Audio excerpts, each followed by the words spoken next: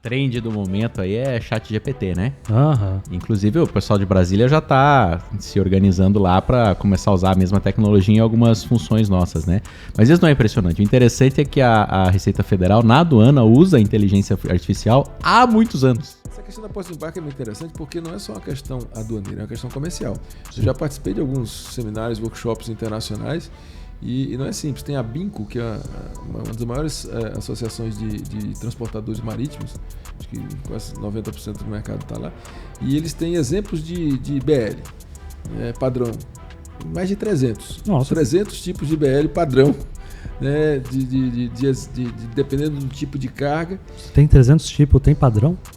Isso que eu penso, né? Pois é. Sabe qual que é a idade média do auditor fiscal hoje, da Receita Federal? Nossa, isso dá um corte. Por favor, me diga. 54 anos. Caramba. A idade média do auditor fiscal da Receita Federal é 54 anos.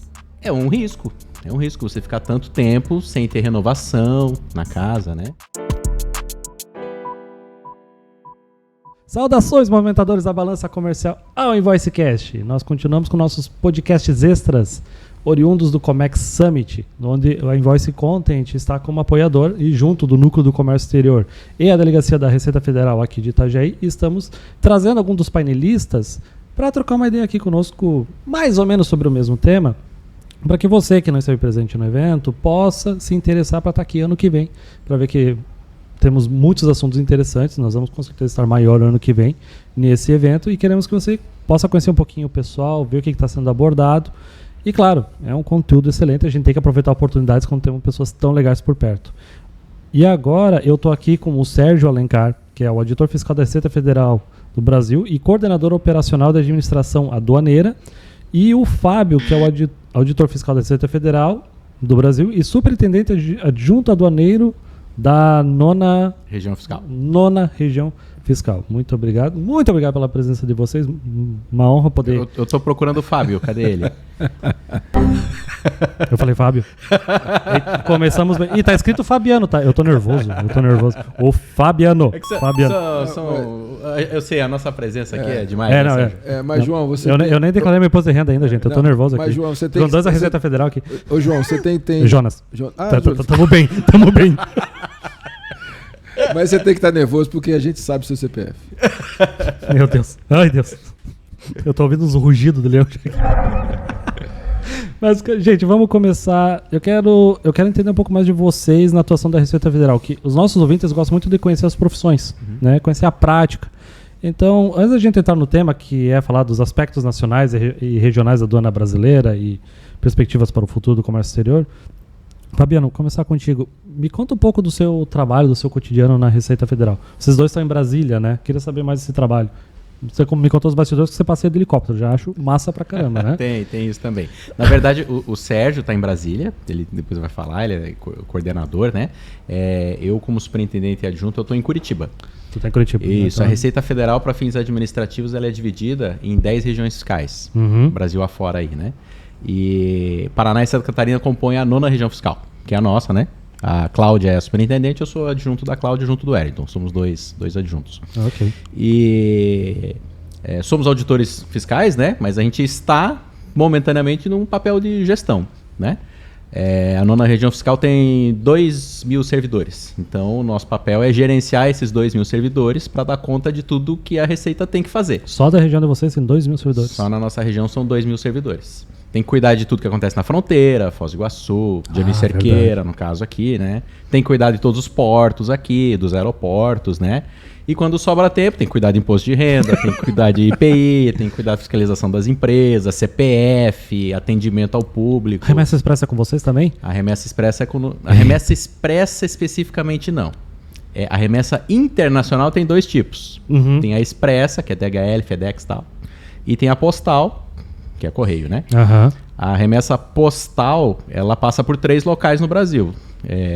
Rio de Janeiro, São Paulo e Curitiba. E a maior parte, o maior volume passa lá por Curitiba mesmo, o recinto dos Correios, supervisionado pela Receita Federal lá em Curitiba.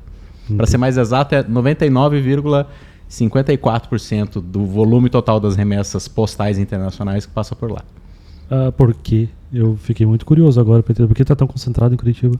É a estrutura mesmo? É por conta da estrutura e a opção comercial do Correio, né? Entendi. Então tá... Nossa, eu gostaria de conversar sobre isso mais uma outra hora, mas vamos fugir muito do tema. Sérgio, então me conta da sua atuação. Bom, Jonas, eu sou auditor fiscal, assim como o Fabiano, e estou coordenador operacional em Brasília. A gente chama na nossa estrutura órgão central e pontas. As pontas são as unidades que executam o serviço do dia a dia. Então, no caso, o aduaneiro faz o despacho, faz a vigilância, faz a repressão, faz o desembaraço de mercadorias, faz o controle dos bens de viajantes em portos e aeroportos. E no caso Brasília, qual é a função do órgão central em Brasília? Basicamente é prover as pontas de estrutura de tecnologia, então sistemas informatizados, normas, manuais, e também a gente faz um trabalho de acompanhar os indicadores nacionais, né, de efetividade, de eficiência, de fluidez da importação. Então, basicamente, esse é o trabalho que nós temos em Brasília. Especificamente na coordenação operacional aduaneira, que é onde eu trabalho, onde eu sou coordenador, a gente cuida de quase tudo na aduana. É verdade. Quase tudo na aduana, porque a gente cuida do despacho de importação, o despacho de exportação, o controle de carga e trânsito. Cuidamos também dos regimes aduaneiros especiais. A gente está falando aqui de entreposto aduaneiro, admissão temporária, exportação temporária, depósitos alfandegados, depósitos... Repetro, aquele negócio fácil que... Repetro, exatamente. Zona Franca de Manaus, né, zonas de controle especializado que tem no norte, a gente tem algumas fronteiras lá que são áreas específicas. E também remessas expressas, tanto as postais quanto as remessas internacionais, tanto as postais quanto expressas, e também o controle de bens de viajantes. Aquela câmerazinha de reconhecimento facial que tem no aeroporto, quando você chega, fica lá suando frio. Será que vamos escolher? Será que não vão? Será que vamos escolher? Então também... Algo a declarar? Não! Exatamente. Então, a coordenação operacional aduaneira dentro da aduana é isso. E o que sobra? Até para achar interessante, o que sobra da área aduaneira que não está lá? Né? Basicamente, a fiscalização pós-despacho, pós-desembaraço. Então, após 5 anos de um desembaraço, ainda a Receita pode fazer uma revisão revisão aduaneira, né? Aduaneira. A vigilância e repressão propriamente dita, que principalmente na zona secundária, mas também pode ocorrer em zona primária. Qualquer mercadoria importada encontrada em zona secundária que não tenha a nacionalização, né, que não foi desembaraçada, que não teve um despacho de importação, tanto faz ser porto quanto mesmo o equipamento de vocês aqui. Se vocês chegaram de viagem e trouxeram equipamentos e não fizeram a nacionalização, cabe também numa zona secundária fazer esse tipo de fiscalização. Não é muito comum, claro. E deixa eu ver o que mais, que está falando. Sim, a habilitação dos intervenientes no comércio exterior. Então, para você, aquela habilitação... Radar, né? O radar, o famoso radar, também está fora, está numa coordenação específica. O alfandegamento, né, tanto de portos, quanto de portos secos, quanto de pontos de fronteira. Pronto. Gestão de risco, exato. Há alguns anos a Receita vem investindo fortemente em gerenciamento de risco. Isso a gente vê. Que é exatamente a ideia é que tudo que não tiver risco tem que passar rapidamente pela fronteira, tanto seja porto ou aeroporto. Então, essa parte de gerenciamento de risco tem uma coordenação especial junto. E, por último, existe também já uns 4 anos para cá uma coordenação que se chama, na verdade, Centro de Operador Econômico Autorizado. Estou esquecendo o nome, é COEA, mas eu não lembro se a sigla é essa, que é uma coordenação específica para fazer a certificação das empresas que aderem ao plano de Programa Operador Econômico Autorizado. Eu acho que vale tentar complementar o Sérgio aí, que a aduana brasileira ela tem uma peculiaridade que ela não é um órgão à parte. Ela é um órgão que está junto do órgão que arrecada os tributos. Né? Não é em todo lugar que é assim. Né? Em vários países a aduana é um órgão independente, enfim, né? Mas foi uma opção brasileira, inclusive depois seguida por outros países. O Reino Unido, por exemplo, juntou a aduana deles com os tributos internos para obter melhores resultados, né? E o secretário da Receita Federal, ele está ligado diretamente ao ministro da Fazenda. E logo abaixo do secretário da Receita Federal tem alguns subsecretários que cuidam de algumas áreas, né? Tem uma subsecretaria específica de aduana, que o subsecretário é o Jackson, né? E abaixo dessa subsecretaria de aduana tem 2 coordenações gerais lá, que é a COANA, Coordenação de Administração Aduaneira, aonde está o Sérgio, né? E a coordenação de repressão aduaneira, capitaneada lá pela Karen, enfim, que cuida dessa parte mais de contrabando, enfim, né? Só para ter essa noção das caixinhas, como é que elas funcionam lá em Brasília. Muito bom. Foi conversado no painel de vocês sobre os aspectos nacionais e regionais da aduana brasileira. Qual que é essa preocupação regionalmente falando do Brasil? Claro, é um país gigantesco, com certeza tem certos lugares que tem maior volume de mercadorias e processos. Dá uma pincelada pra gente, por favor, qual que é essa preocupação regional de vocês? Eu queria começar para passar a bola pro Fabiano, citando, quando ele falou que tinha 2.000 servidores na Receita aqui na nona região, pela tua expressão, achei que você pensou assim, poxa, muita gente. Mas é tão pouco. Pois eu achei que pensei que fosse muita gente, né? Veja, não é 2.000 pessoas trabalhando na área aduaneira, 2.000 pessoas trabalhando em toda a Receita Federal, toda a Receita Federal, em todos os aspectos, não só da parte de... A gente separa bem tributos internos e aduana. Uhum. Então, a parte de fiscalização de imposto de renda, de IPI, de PIS, de COFINS, a parte de previdência, que também desde 2007 juntou... Atendimento ao contribuinte lá no CAC. DRJ, que são as delegacias de julgamento que julgam todos. Então, a parte de aduana, ela está aí dentro. E se a gente pensar em aduaneiros no Brasil... Sim, detalhe, também esses 2.000 que o Fabiano falou, inclui vários cargos, várias categorias. Tem a carreira de auditoria, que é separada em auditores e analistas tributários, que é uma parte, mas também tem servidores da área administrativa, servidores de área meio, que é o pessoal que faz nosso RH, nossa logística. Então, assim, 2.000 para um estado desse tamanho, para a quantidade de... É muito pouco. E aí, falando em termos de aduana a nível Brasil, a gente tem, em termos de aduana, uns 2.000 servidores a nível de Brasil. Eu acho que juntando aduana e repressão não dá 3.000. Não dá 3.000. Isso não é nada. Se você pensar em países como Holanda, que é um país minúsculo, que tem 9.000 pessoas, Japão, que tem mais de 10.000 funcionários, só na área aduaneira. Olha o tamanho do Brasil, olha o tamanho da nossa fronteira, olha a quantidade de portos e aeroportos que a gente tem. É que não é só uma questão de volume de mercadoria, né?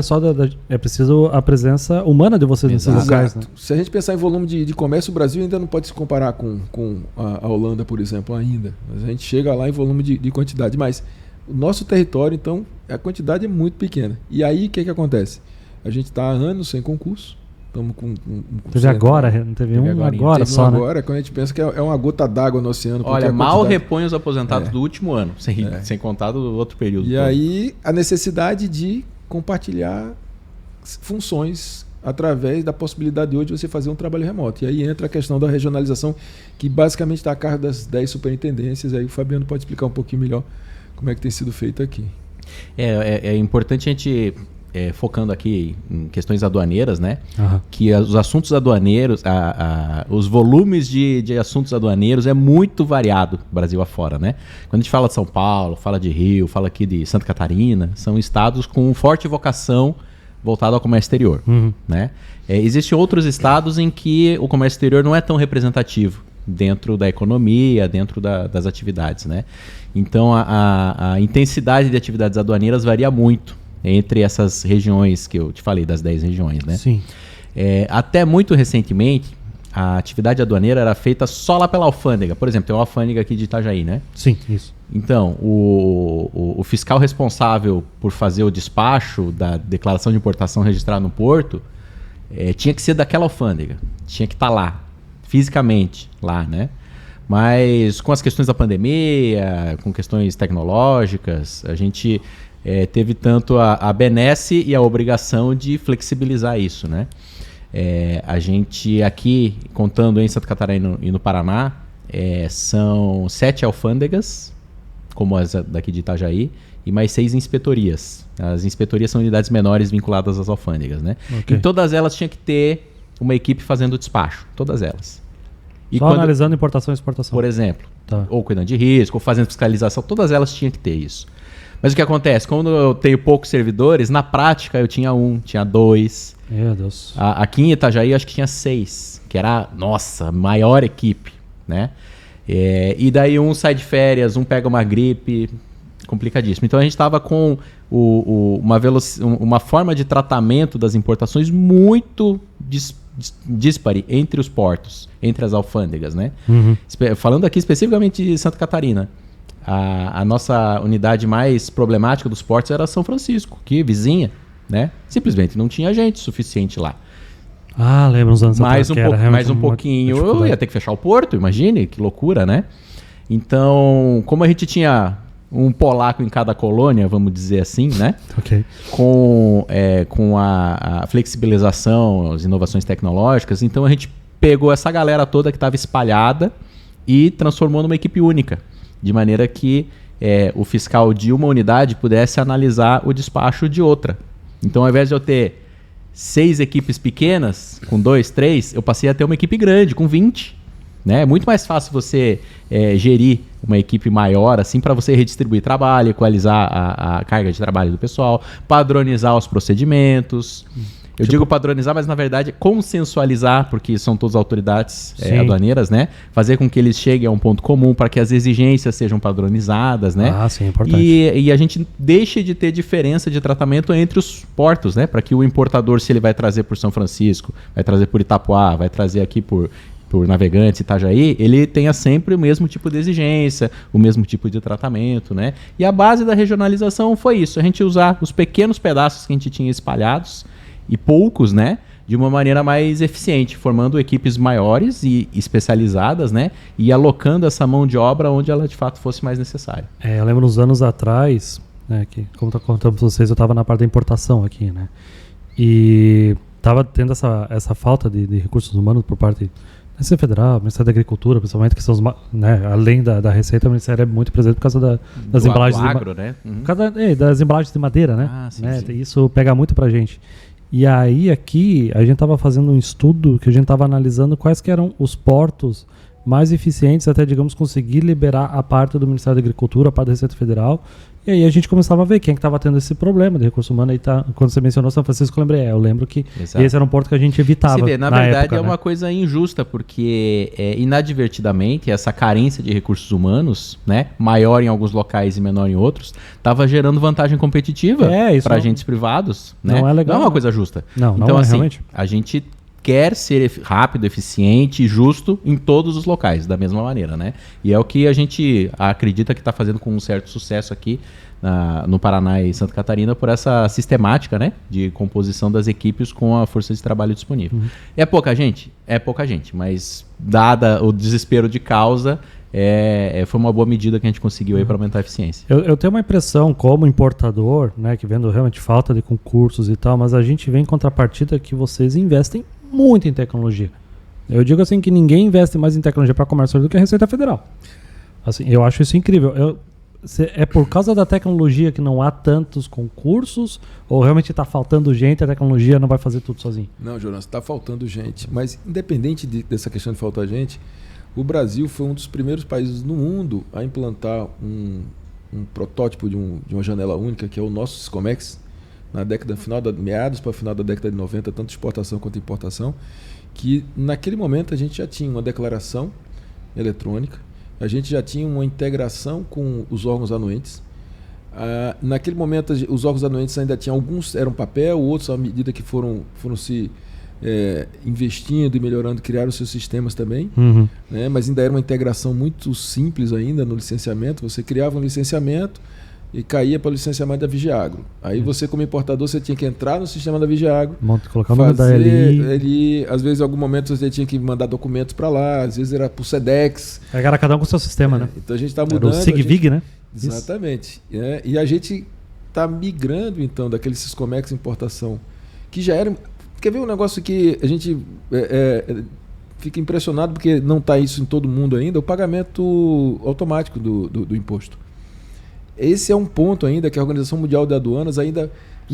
Exato, ainda toca muito nesse ponto nas reuniões, na melhoria na forma de operacionalização de aduana no mundo, é pagamento automático. E é engraçado porque eu entrei na aduana relativamente recente, tem uns 10 anos, e eu nem convivi com a época em que isso não existia. Então você ouvir falar de países em que não tem pagamento automatizado... Eu estou impressionado também. Então assim, o Brasil é tão comum pra gente, né? Exato. Então, tem vários países europeus que não é assim. Tem país que é pagamento mesmo em cash, que você gera boleto e tal. Então, meu Deus. nesse ponto, você tem razão. O Brasil, não só na área de aduana, aí vamos falar de Receita Federal como um todo. O recebimento da declaração de imposto de renda do jeito que é feito aqui, nem se compara, por exemplo, com os Estados Unidos. Nossa, é muito mais eficiente. Lá é papel, tem formulários papéis ainda, da época que a gente... antigamente a gente tinha o formulário, começou com o formulário papel que tinha aquelas casinhas que você tem que preencher. Sim. Foi a época que contratou um grande contingente de mão de obra para digitalização. Eu nem lembro de ver meu pai fazendo imposto de renda de outra maneira que não fosse pelo computador, sério. Eu não lembro quando que começou. Porque o Sérgio tá comentando do Syscomex. Você pensa que a primeira versão do Syscomex, ela começou a operar. O sistema operacional que o pessoal usava era o Windows 3.1. Não tinha nem o Windows 95 ainda. Muitas pessoas que estão ouvindo aí nem sabem o que eu estou falando, né? Agora bateu a idade. Exatamente. Esse era o que justificava se chamar Windows, porque eram diversas janelas. Exato. E você imagina naquele mundo dos anos 90, que no computador o jogo pesado era Doom. Você tem um sistema... unipresente em que você consegue fazer todas as transações de declaração e análise da declaração de importação no ambiente cibernético. Me deu uma nostalgia agora, porque fantástico. Meu pai, de novo, tem que mostrar, meu pai ouve o podcast, ele vai adorar essa. Ele trouxe ele trabalhou no Banco do Brasil, e aí ele me conta até da época dele da CASEX, da Carteira de Comércio Exterior, sim. Que passava por ele e autorizar as importações, né? Sim. Nossa! E aí ele comprou um computador na época, e aí o Doom, né? Colocou o Doom, e aí eu era criança, eu tinha medo, né, do Doom, tá louco? Aqueles demônio e tudo mais. E aí o pai olhou assim, pô, tá lento esse jogo, hein? Preciso colocar mais memória RAM. Aí de 4 MB ele foi pra 8 MB de memória. Nossa, era rico teu pai. 8 MB. Cara. Naquela época do meu pai, né, quem que mandava em cidade pequena era o padre, o prefeito e o gerente do Banco do Brasil, né? Você falava. E aí ele colocou 8 MB de memória RAM no computador, e eu vi ele jogando assim. E o Brasil, nessa época, com essa infraestrutura, já tinha um sistema totalmente informatizado de importação e exportação. Eu lembro do pai no Banco do Brasil usando o BBNet, que já era conectado à internet, nem sabia o que era isso, né? Então...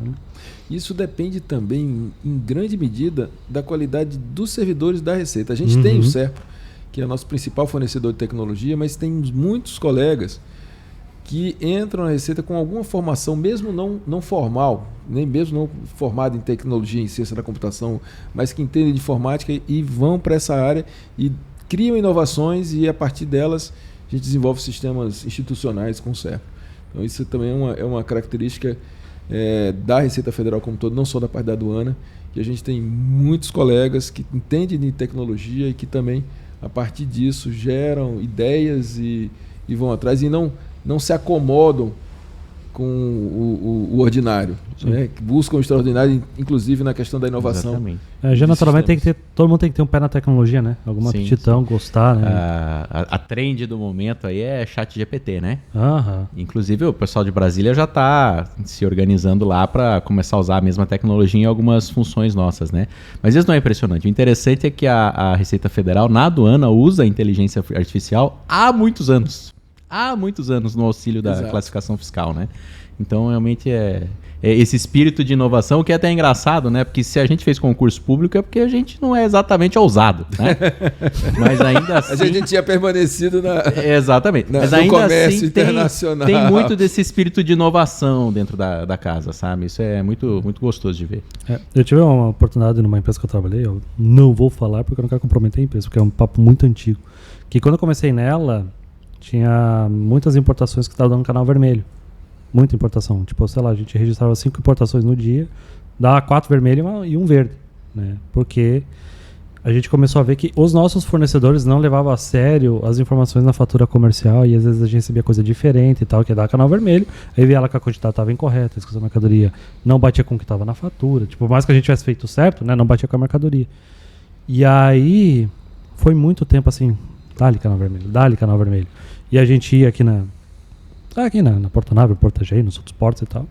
E a gente fala assim, gente, nós estamos tentando mudar isso, tá? A gente tá falando com os exportadores, mas não vai ser uma mudança imediata. E aí a gente começou a falar com os exportadores, muita reunião, muita ligação. Gente, isso aqui é importante para nós.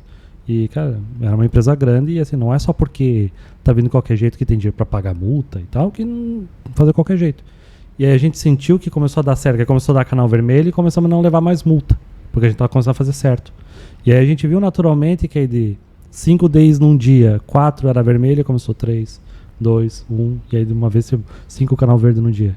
Aí a gente viu o gerenciamento de risco, né? Porque não era, por mais que eu via seguidamente as mesmas pessoas, né? Não era o fulano lá de, não, agora o Jonas conseguiu dar jeito aqui, vamos dar mais canal verde. Não, era já um gerenciamento de risco, e eu tô falando de uma coisa assim de, cara, 14 anos atrás. Sim. Né? Então, realmente assim, quem faz o trabalho certinho, né, na parte do próprio gerenciamento do risco do importador e do exportador, acaba tendo um melhor tratamento por parte da Receita Federal, né? Porque imposto é imposto, tu vai pagar de qualquer forma. Agora, o custo extra da armazenagem, que dá para evitar se tu fizer certinho, não vai dar canal vermelho, né? Claro, né, pessoal, tem casos de regime aduaneiro especial, puxa amarelo, puxa vermelho. Não tô falando disso, tô falando propriamente do gerenciamento de risco de você prestar as informações corretamente, né? Tanto que é interessante, né, Sérgio, porque ao longo dos anos aí tem reduzido muito a parametrização, né? A gente tinha um percentual, a gente tinha canal de conferência que é o amarelo, o vermelho, ou eventualmente o cinza, especial, mas é quando a carga tem que parar para a gente analisar o documento ou ver a carga, né? E o índice de canal de conferência no passado era bastante elevado, chegava em alguns casos até 10%. De tudo que passava, tinha que olhar, né? Que não era verde. E hoje o índice de canal de conferência é bastante baixo, né? Acho que é 98%, 98% é verde. 98% é verde. E é legal que a gente percebe dos colegas essa percepção também, que eles sempre dizem assim, os colegas do despacho, não tem mais DI fácil. Não tem DI fácil, porque a gestão de risco está aí justamente para só direcionar para a conferência a DI complicada. As buchas. É bem isso mesmo. Nossa, aí teve uma vez até que eu fui para uma vistoria desse canal vermelho, porque era muita mercadoria dentro variada, sabe? Não era, tipo, o artigo do 99, mas era muita coisa variada. E aí eu vi dois da Receita Federal, assim, que era quem fazia as vistorias, eles falaram assim, não, você que vai fazer isso aqui hoje, eu já fiz ontem dessa empresa. Os caras bravos que eles não queriam fazer, cara.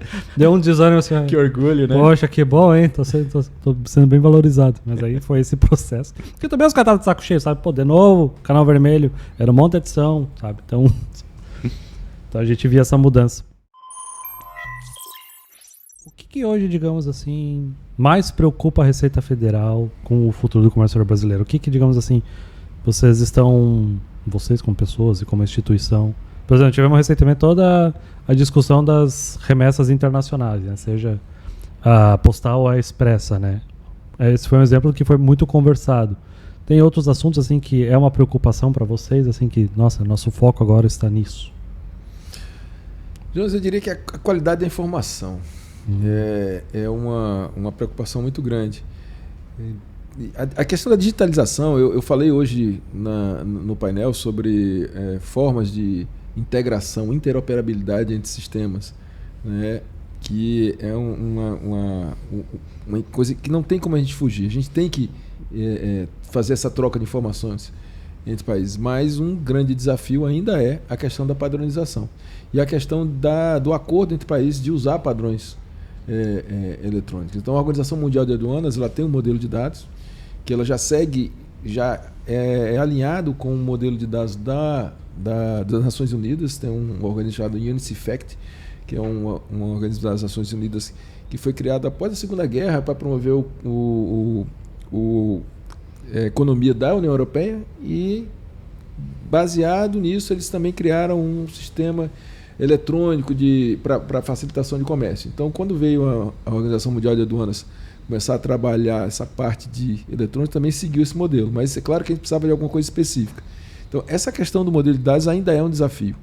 A gente já está na versão 4.0 do modelo de dados da Roma, que vai ser lançado agora em junho, foi aprovado na reunião 2 semanas atrás, que eu estava em Bruxelas participando inclusive da reunião que aprovou, e esse modelo ainda precisa ser utilizado pelos países e utilizado pelas empresas que transacionam no comércio exterior. O catálogo de produtos é né? Que é essa padronização, né? O catálogo de produtos faz parte né? do conceito de padronização. Então, janela única e interoperabilidade entre janelas únicas é um desafio. É um desafio grande, porque tudo que a gente fala de setor público ainda é lento. Ainda é lento as implantações. Por mais que a gente tenha, às vezes, alguma velocidade. Quando você fala dentro do Brasil, a gente tem 27 estados. Qualquer assunto que tenha a ver, que tenha que sentar os 27 estados e conversar e atuar de uma forma, já é um pouco mais lento. Agora imagina 198 países, que a OMA hoje, se não me engano, tem 198 associados, falando línguas diferentes, com culturas diferentes, com governos diferentes que mudam se não for uma ditadura, a cada 4, 5 anos, né, para fazer projetos a longo prazo de integração. Então, assim, a questão da facilitação de comércio. Esse é o grande desafio nosso. E para a facilitação do comércio, a gente precisa trocar informação. Essa é a base. Então, esse ainda é um grande desafio que eu diria que hoje a gente tem pela frente. O Sérgio foi bastante polido. Eu vou um pouco mais na ferida aqui, que a gente já falou da parte servidor. Por favor. Mas são uns dados que eu acho que são importantes, já que a pergunta é essa, né? O que é acaso, o que nós achamos que pode prejudicar o comércio exterior, né? De cada R$10 que entram no cofre do governo federal, 9 passaram pela Receita. Então tudo que acontece no governo federal indiretamente depende da Receita Federal. Falando de arrecadação. E de cada $10 que entram no país de comércio, né? Os 10 passaram pela Receita, né? Tudo passa pela aduana. Então, assim, o funcionamento do país depende do fisco, né? Depende, em qualquer país. E, de fato, assim, o fato de o órgão ficar 10 anos sem concurso, né, Sérgio? Sim. O fato da gente ter orçamentos... Deu 10 anos. Ficou 10 anos. Caramba, é muito tempo. 2013, aí o que acontece? 2014, A gente fica 10 anos sem concurso. Sabe qual que é a idade média do auditor fiscal hoje, da Receita Federal? Nossa, isso dá um corte. Por favor, me diga. 54 anos. Caramba. A idade média do auditor fiscal da Receita Federal é 54 anos. É um risco. É um risco você ficar tanto tempo sem ter renovação na casa, né? E, ao mesmo tempo, se a gente pegar um recorte de uma década, mais ou menos, o orçamento disponível para a Receita Federal hoje, descontado a inflação, é de menos de 50% do que era uma década atrás. Caramba. De dinheiro para gastar. Dinheiro para contratar sistema, para pagar aluguel, para esse tipo de coisa, né? Veículos. Comprar veículos. Não estou dizendo que estamos numa má situação. Tem outros órgãos em situação pior. Você comentou o Vigiagro. Eu sou muito solidário. Eles também estão numa situação muito complicada e são muito importantes no comércio exterior. Mas quando a gente fala de Receita Federal, basicamente todo o restante da estrutura governamental depende de nós, né? Depende da atuação da Receita.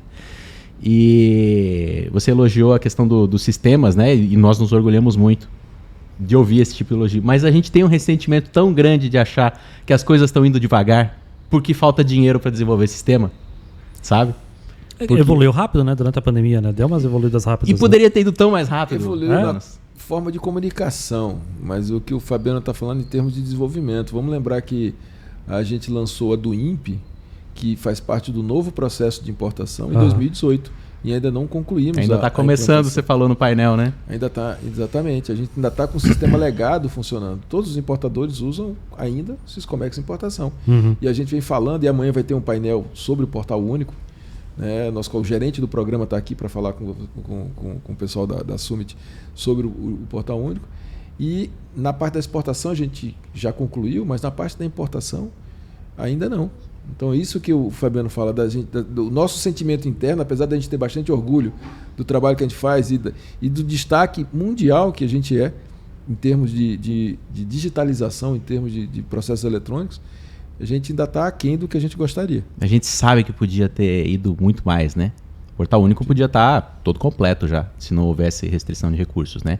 E isso eu estou falando a parte mais fácil, digamos assim, que é a infraestrutura, é dinheiro, basicamente é dinheiro, né? Tem outra coisa também que nos preocupa bastante, que é o sistema tributário como um todo, né? Complexidade. A gente tá criando uma economia formada de nichos que elas dependem de benefícios tributários variados. A estimativa é que a gente tenha cerca de 300 benefícios tributários diferentes na esfera federal criados. 300? Cerca de 300. E Caramba. Como é que se gerencia um negócio desse? Não tem sistema disponível para você gerenciar. E quanto mais exceções se criam, mais gente você precisa para tratar isso. Mais contador precisa. Aí você fica tratando a exceção ao invés de tratar a regra. Né? E alocando gente para tratar isso ao invés de tratar a regra. Né? É que quanto mais você deixa de pagar imposto legalmente, mais burocracia você tem que enfrentar. Exatamente. Então, essa burocracia toda tem um custo. E eu acho que é importante tentar passar isso até para o empresariado. Se no curto prazo você tem um benefício, né, de gastar menos tributo, no médio e longo prazo você tem um custo administrativo e burocrático muito grande, né? Será que realmente vale a pena, né? A gente conduzir o país para esse caminho da exceção, né? Ao invés de simplesmente buscar um sistema tributário mais simples aí, que seja mais justo para todo mundo. Eu estava até pensando aqui que vamos falar de regimes aduaneiros, cara. Por mais que às vezes você seja despachante aduaneiro ou um profissional comercial de forma geral que tem experiência com despacho aduaneiro, importação e exportação. Se tu não tem experiência com aquele regime aduaneiro, tu não vai tentar sozinho, cara. Então, consequentemente, tu vai contratar alguém para cuidar disso, porque tu não quer o risco de dar errado. Né? Se fosse algo mais automatizado, multa, mais simples... O tamanho da multa... Tamanho da multa. Cara. Proporcional ao tamanho da renúncia, né? E, claro, benefício. E assim, claro... Tô falando de gente bem intencionada em fazer certo, mas mesmo uma pessoa bem intencionada em fazer certo, às vezes dá vacilo.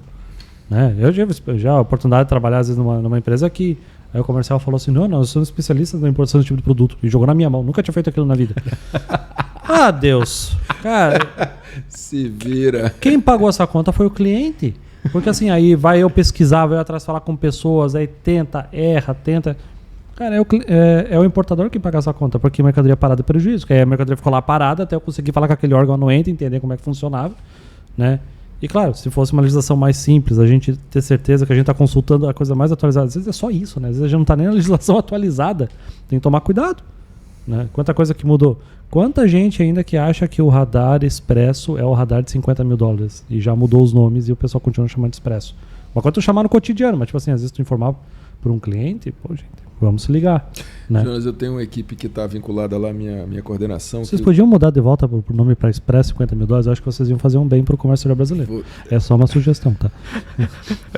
Porque o Expresso ser para, como é que é? SAs, autarquias, deu uma bagunçada no pessoal. Eu vou falar ainda bem que essa aí tá fora da minha coordenação, mas eu vou falar com o meu colega que cuida. Fala mal. Essa parte aí eu concordo com esse negócio de trocar de nome. Eu já fui empresário, já fui da área privada. Todo o resto da legislação tá ótima, tá? É só esse nominho aí que não deu certo, cara. O pessoal troca ainda. Jonas, essa parte do comércio internacional e pegando o gancho do Fabiano em relação à questão do nosso complexo sistema tributário e da quantidade de alterações de alíquotas e de base que a gente tem constantemente. Eu tenho uma equipe exclusivamente voltada para ler o Diário Oficial todo dia, para saber o que mudou na alíquota, para a gente mudar lá no sistema Siscomex de importação, para ficar alterando as alíquotas. É extremamente... A gente tem uma resolução que antigamente era Camex e agora... Tem seres humanos lendo o Diário Oficial da União e vão lá no Siscomex para atualizar as alíquotas e tudo. Seres humanos, claro. Meu Deus. Claro. Um abraço para vocês são muito especiais e importantes. Caramba. Vou passar para eles. Baita equipe, hein? Vou passar para eles, porque é extremamente complexo. E detalhes, muitas vezes eles leem o Diário Oficial e a gente tem que ir atrás do órgão que criou aquela norma para tentar entender o que queria dizer ali. Só para dar um exemplo, a gente tinha a TEC, que Tarifa Externa Comum, normalmente ela era publicada com 3 anexos. O primeiro anexo, que era a TEC, era uma resolução, que era a resolução CAMEX, aí trocaram para resolução GSEX, e eu já pedi a eles para voltar atrás, porque é a mesma coisa. Para quem trocou de nome? Brincando, trocou a estrutura e trocaram o nome, mas antigamente era resoluções CAMEX e agora resoluções GSEX, que são resoluções feitas pela CAMEX. Deus, tá. Mas beleza. Tudo bem. Eram 3 anexos. Era o anexo 1, que era a TEC, o anexo 2, que era BIT, BK, o BIT e o BK. Eram 3 anexos. Hoje tem 7 anexos, com alíquotas que às vezes são concomitantes, dependendo de determinada situação. Essa equipe que lê o Diário Oficial e atualiza o sistema se vê louca em certas situações. Realmente a gente está num sistema tributário complexo, e isso reflete não só dessa parte de alimentar alíquotas, mas muitas vezes reflete na alteração de sistemas, como, por exemplo, recentemente teve a questão do AFRIM. A mudança do AFRIM, até hoje nós estamos alterando o sistema para atender a legislação. Tem uma demanda muito justa das empresas que precisam receber o ressarcimento, principalmente na região norte. Tem um acúmulo de restituições a serem pagas, e isso nem é da parte da aduana, porque por nós estarmos inseridos dentro do contexto da Receita Federal, a parte de arrecadação não está dentro da aduana. Tem uma secretaria, uma subsecretaria específica de arrecadação que cuida dos sistemas de arrecadação, ressarcimento e restituição. Então, mas está dentro do sistema Comex Carga. Então, até essas questões que muitas vezes saem legislações para vigir no mesmo dia, que não conversaram com os russos. Não combinaram antes. Não combinaram com os russos, que são os que têm que adaptar o sistema, e muitas vezes essas adaptações elas entram como prioritárias em demandas de melhorias e de sistemas que a gente vem construindo, então tem que adaptar. Então essas mudanças constantes acho que não são facilitação de comércio, né? Mas são demandas justas de alguns grupos econômicos que conseguem ser atendidos, né? E aí vem o que o Fabiano falou, né? Esses benefícios, é assim que a gente quer continuar a atuar dentro do comércio? Será que é sustentável no longo prazo, né? Sem contar a enxurrada de ações judiciais, né? Cada decisão do STF são bilhões e bilhões de impacto tributário. Essa insegurança que a gente tem aí tributária e tudo mais, tivemos uma situação até do IPI um tempo atrás aqui, que aí você acredita naquilo que está certo, seguro, tu segue, e aí começaram a falar, né? Até o passado é incerto no Brasil, né? Porque passa-se tempo, não, lembra aquilo que tu acha que tu fez certo e tu fez certo seguindo um certo entendimento, então agora tu vai ter que pagar. Cara, é complicado, né? Essa parte é complicada pro importador, pro exportador. O exportador dificilmente ele sofre tanto com isso, mas realmente o importador... A não ser que você esteja exportando óleo cru, que foi criado o imposto de exportação esse ano. Ah, verdade, o óleo cru. Bem lembrado. O que mais é óleo cru? Fumo, armamento? Não tem mais não. Não tem mais em Você fumo? não paga imposto de exportação, não? Não. Não, fumo não tem? Os outros que vão fumar, né? Mas acho que é específico para o Paraguai, tinha né? Couro, armas e fumo. Não era fumo, era papel. O papel do era fumo. os insumos todos. O fumo também. Para alguns determinados destinos. Especificamente Paraguai ali, né? Não sei, acho que ainda tem. Tá aí, isso é da minha área, com certeza. Mas... A conferir. A conferir. E quais são suas perspectivas para o comércio no futuro? Vocês veem com bons olhos? O que vocês veem que está evoluindo legal? O que realmente precisa de mais atenção? Já faz um pouco aqui, realmente vocês precisam de mais investimento, precisam de mais mão de obra humana, né? Mas quais são as perspectivas para vocês, assim, vocês estão vendo? Tem alguma coisa para adiantar para a gente, contar assim que está vindo de bom? Logo, um spoiler. E aí, Fabiano? Portal único, né? Ele continua em desenvolvimento. São as duas meninas dos olhos da Coana, vamos dizer assim, né? O programa OEA, que ele tá indo muito bem, sim, né? Verdade. É motivo de orgulho, assim. Já é um percentual grande das operações, né, Sérgio? Que já estão sendo executadas por empresas certificadas OEA, o que nos traz uma segurança maior. E a empresa certificada OEA, ela comprovadamente tem um nível menor ainda de parametrização. Então, ela gasta dinheiro para se certificar. Mas, em compensação, ela proporcionalmente vai gastar menos com armazenagem e vai ganhar em tempo. Né? Porque a carga dela está passando. O Portal único, lógico. O Portal único é uma coisa fabulosa, assim, o que está sendo desenvolvido. Uma das novidades, não é mais novidade, mas enfim, né? Que o rei da alegria, quando eu vi assim, tá vindo o Portal único, foi da LPCO, né? A nova licença de importação e exportação, que dá para utilizar parcelado. Tipo, sei lá, tu tem 100 toneladas de um produto, tu pode usar o saldo de 90 e depois importa os outros 10. Eu achei aquilo, finalmente tem essa opção, porque a gente quer importar certo. Aí a gente fala assim, vamos lá, sei lá, vamos importar commodity. Estamos importando, sei lá, 100 toneladas de trigo. Aí o desgraçado exportador colocou só 90 porque ele achou que cabia 100 e só coube 90. E ele embarcou e ele só avisou depois que ele emitiu uma nova fatura comercial. E aí a licença de importação estava 100. Cara, isso era chato. Que trabalheira desnecessária. Ele tinha toda uma burocracia, dependendo da anuência e tudo mais trabalho, menos trabalho. No drawback dava mais trabalho, porque tu tem que fazer uma LI nova e tal. Aí tinha isso. Quando eu vi aquilo, foi uma das coisas que eu mais gostei, assim, que bom tem isso, assim, que eu achei... Nossa, fiquei muito feliz, é uma das maiores novidades. E o pagamento também é centralizado ali, né, que... Vamos ver quando é que o ICMS vai entrar nessa história, mas só de centralizar outros pagamentos ali também é uma segurança maior para vocês, né? Jonas, você falou de... Eu parei para pensar assim, mas na verdade é interessante, porque como eu já estou envolvido dentro do portal há muitos anos, e nessa parte da importação também... tem coisas que na minha cabeça é como se já tivessem implantado e na verdade não estão. Porque, como eu falei, a do INPE ainda está sendo muito pouco usada. Sim. Então você citou algumas coisas aí. Então, por exemplo, o despacho antecipado, né? Já chegar com o canal indicado, definido, não parar no porto. Isso é sensacional. Tipo uma DTC, mas que na verdade já está saindo para a tua fábrica. Já está saindo para a fábrica. Tá? Essa questão do licenciamento guarda-chuva, que a gente chama, né? Que ele é proporcionado pelo catálogo de produtos. Então, o órgão anuente ele vai licenciar em cima de um produto. E aquele produto, a determinado por cada órgão anuente, ele pode escolher ou por uma quantidade ou por um tempo que vai cobrir aquela cota. Vai ser uma cota de quantidades, uma cota de tempo que você vai poder usar uma licença muito só. Legal.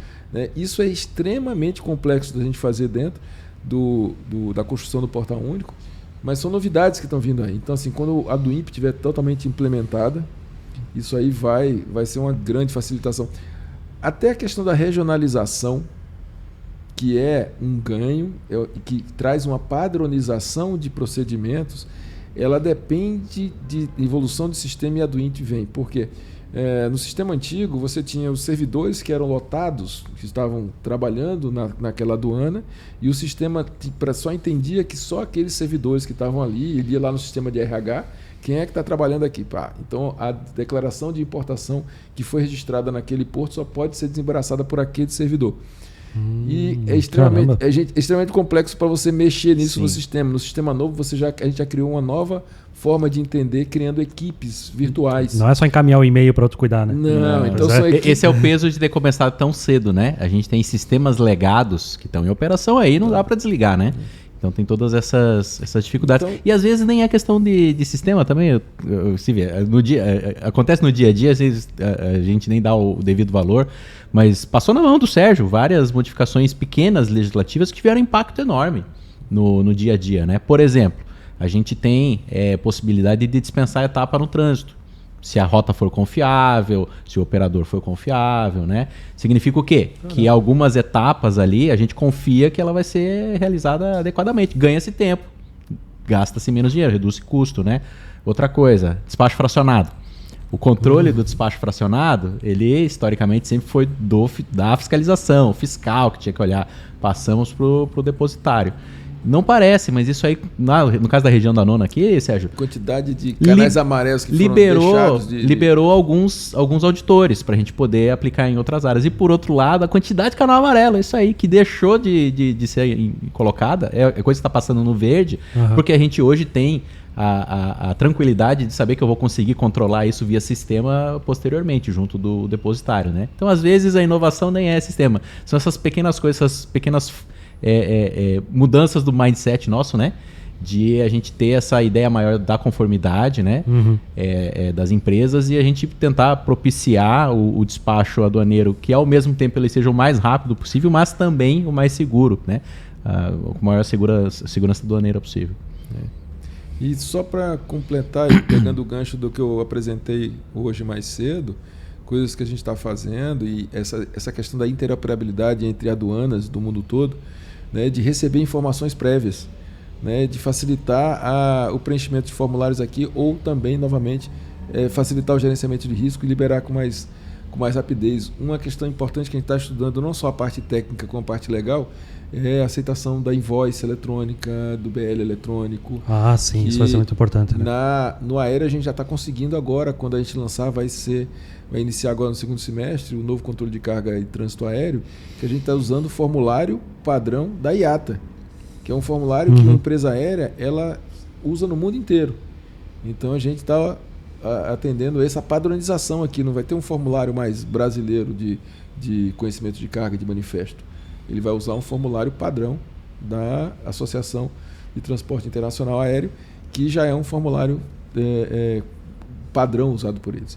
Assim, algumas coisas que estão chegando agora, né? E para futuro distante, como eu mostrei ali, temos essa questão da integração entre aduanas. E às vezes parece uma coisa tão assim, o formulário tem que ser... Falando parece uma coisa pouca, né? Mas é bonito falar em inglês, né? Quando a gente fala em inglês. Porque quando você estabelece o framework, que é a mesma coisa, né? E a OMA vem lá e diz qual que é o framework das informações e tal. Isso tem um impacto tremendo no relacionamento entre os países, né? E entre as empresas, principalmente. E aí o futuro é bem por aí mesmo. Dá para né, tentar Sérgio? prever quando é que a gente não vai mais precisar de papel, digamos, para fatura comercial, o packing list, o conhecimento de embarque? Se você diz, não vai mais precisar mandar essa papelada para o Brasil. No Brasil, né, Sérgio? A depender da Receita Federal, quase não precisa mais. O papel é secundário hoje bem em dia. secundário. É secundário mas só, outros países... O papel é secundário hoje porque a gente só usa o papel para questão de comprovação de alguma suspeita de fraude. Então, pedir o BL original, né, pedir a própria invoice assinada com a caneta azul, que já virou que é piada. Virou piada, né? A coisa do embarque, infelizmente, ainda tem a posse da carga, né? Ele tem esse peso maior. Né? Essa questão da posse de embarque é muito interessante porque não é só uma questão aduaneira, é uma questão comercial. Sim. Eu já participei de alguns seminários, workshops internacionais e não é simples. Tem a BINCO, que é uma das maiores associações de transportadores marítimos, acho que quase 90% do mercado está lá, e eles têm exemplos de BL, padrão, mais de 300. Nossa. 300 tipos de BL padrão. Né, dependendo do tipo de carga. Tem 300 tipos, tem padrão? Isso que eu penso, né? Pois é, imagina a questão. E a questão de transformar o BL em BL eletrônico ainda é um desafio. Né? Alguns tentaram, desistiram. O Trade Lanes, por exemplo. A Trade Lanes, eu lembro. Ela mingou, né? Mingou. Mas pena. É interessante falar da Trade Lanes, porque também um dos aspectos que eu falei hoje foi sobre blockchain, né? Que é a forma de troca de informação segura, que é muito difícil você ter vários países tentando decidir alguma coisa e você conseguir um consenso, né? Porque você tem as autoridades, cada país é soberano. Então, onde é que vai ser guardado o banco de dados daquelas informações? Quem é que vai pagar pela construção do sistema? Isso aí é sempre muito complexo. E o blockchain é uma saída para isso, porque é um sistema padrão. Você pega um sistema lá, a gente usa, por exemplo, o Hyperledger Fabric, que é um grupo de empresas no mundo que desenvolveu aquilo ali, então já é uma padronização e tá, é uma coisa mais simples. Mas só que não é tão simples assim também, só você dizer, vou usar o blockchain. O blockchain é só um meio. Mas o que vai lá dentro? Então, o que era o Trade Lanes? O Trade Lanes era um blockchain, um tipo de blockchain, ele não era um blockchain puro, mas em que 7 grandes empresas transportadoras contrataram. Na verdade, começou com a Maersk contratando a IBM. A Maersk IBM, né? Para controlar os containers dele. Aí o cara da IBM disse assim, não, por que só controlar os containers? Vamos controlar todo o comércio. Se você fosse olhar a fundo, eu tive algumas palestras que eu ouvi do Trade Lanes, até o pessoal da IBM teve lá em Brasília para conversar com a gente, para ver se a gente se aderia ao Trade Lanes. Era uma ideia fantástica, mas era uma ideia ousada demais. A ideia era praticamente criar um portal único mundial. Bem ousado. Você tinha que todos os atores aderirem ao padrão deles. Né? Os países não aderiram àquilo porque não tinham governança sobre aquele projeto. Então, assim, quando você vê quando eles desligaram, se eu não me engano foi no final do ano passado, eles fizeram um anúncio do desligamento, né, explicando que não conseguiram levar à frente. Aquilo ali não se sustentava. Né, que eles tiveram várias adesões, mas aquilo não se sustentava. Está muito à frente do tempo, né? Acho que tem um tempo que evoluir mais em outras etapas, né? Isso é o que me parece, né? A ideia é excelente, né? No papel, mas é como qualquer tecnologia, rede social, se não tiver aderência, aceitação pela população, mas aí também entra nessa parte do... Tiveram algumas revoluções na internet, né? A primeira foi a própria internet, na verdade no TI, né? Primeiro, o computador pessoal foi uma das revoluções, a internet foi outra. Dizem que o blockchain é uma das revoluções, e agora vem a inteligência artificial. Mas, por exemplo, falando de blockchain, voltando um pouco, na verdade, blockchain é uma revolução, vai facilitar a troca de informações, mas qual blockchain?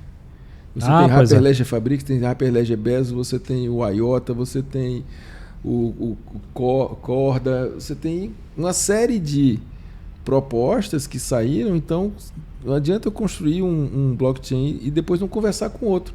É a mesma coisa de eu estar falando entre si. Um arquivo Word que aí o Google Docs não ia ler. Não adianta. Mais ou menos. Por aí, né? Por aí. Então, assim, até isso Nem esses dois funcionam direito, porque também perde a formatação. É uma desgraça. Pois é, então assim, qual é o melhor e o que é que vai ganhar? Né? Ainda não tem esse ganhador. A Forbes aquela revista americana, ela tem umas publicações que é os 50 maiores. Aí tem uma dessas, os 50 maiores blockchains utilizados. Então são empresas que... 50 maiores blockchains. Na verdade, 50 maiores empresas que... 50 maiores empresas que usam blockchain, eu não estou lembrado. Mas assim, tem uma série de empresas e quais são os tipos de blockchain, né? As tecnologias que eles usam. E tem dezenas de tecnologias diferentes. Né? O Hyperledger Fabric, que foi o que a gente escolheu para o nosso blockchain, que é o B-Connect, ele é um dos maiores, é um dos que mais está sendo utilizado, mas ainda não é o predominante.